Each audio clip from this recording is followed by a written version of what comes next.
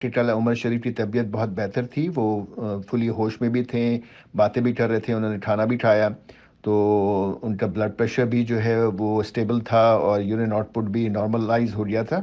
تو وہاں پہ ڈاکٹر کی ٹیم نے ان کا معائنہ کرنے کے بعد اور ایئر ایمبولینس کی ٹیم نے بھی ان کا معائنہ کرنے کے بعد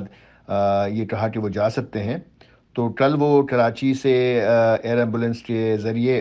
جرمنی نکلے اور اب جرمنی پہنچ گئے ہیں۔